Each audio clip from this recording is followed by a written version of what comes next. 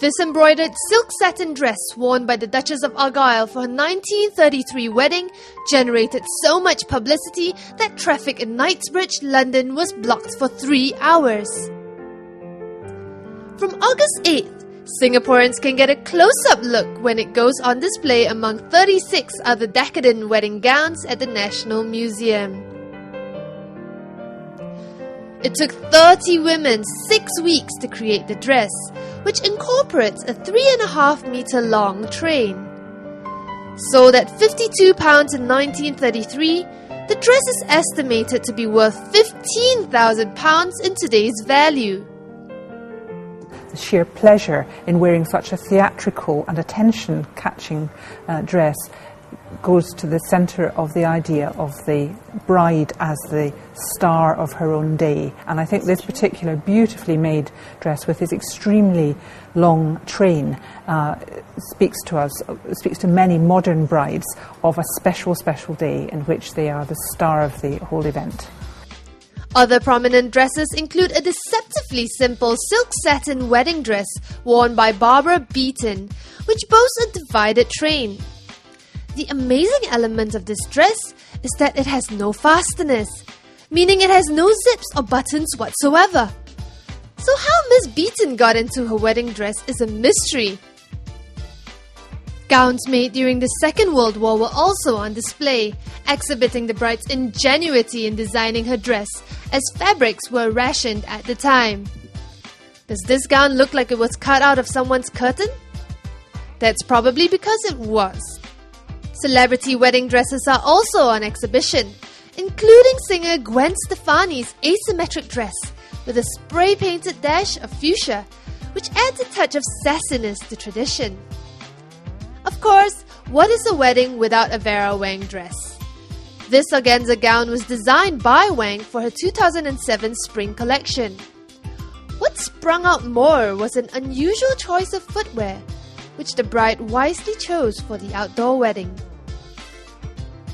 These are among 36 dresses specially selected from the Victoria and Albert Museum collection to travel to Singapore for exhibition. How long did it take you to find all these pieces? Well, the collection has really been built up over more than 100 years. So many of the more recent pieces have come into the museum perhaps in the last 20 or 30 years, but some of the early ones have been with us for a very long time. Out of all the hundreds of dresses that you have, how did you manage to narrow it all down? Well, I guess we're trying to tell a story here of leading up to the great fashion for white weddings, which I think we can see the wedding of Queen Victoria herself, after whom our museum is named, of course, the Victoria and Albert Museum. We can see her wedding as a big moment in choosing the white wedding as the style to wear. But then after that, I think it's a question of going through the years and trying to capture the spirit of the times, trying to think of what brides chose and why. Why did a 1960s bride choose something maybe that's out of pop fashion and swinging 60s? Why did the bride of the 1980s chose something more romantic and more expressive? So it's a question of trying to kind of connect people and fashions. As with all vintage and historical collections, extra care was taken to ensure minimal damage to the exhibits, some of which date back to the 1800s.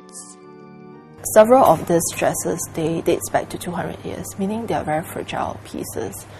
So in terms of lighting and also the way we display these dresses, they have to be under certain conditions. For example, if you come to the exhibition, realize that all the wedding dresses are placed inside showcases to protect them from dust, for example. And then the second thing that you notice would be the lights. Too much lights will actually cause fading of the fabric. So these are some of the things that we had to manage. And you also realize that some of the dresses, they are quite bulky. They have very long trains, for example, about 2.6 meter long train.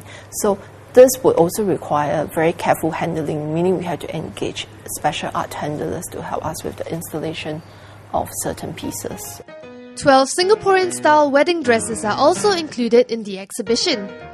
One of them is an exquisite piece by Singapore's own Vera Wang, local designer Sylvia Koh, who was inspired by a high-collared dress worn by Elizabeth Taylor in the movie The Father and the Bride. And of course, babies and family naturally follow. To encourage our fellow compatriots to think more about reproduction, to think about how wedding and marriages really form the foundation of a society. And what better inspiration than these romantic fairy tale wedding gowns?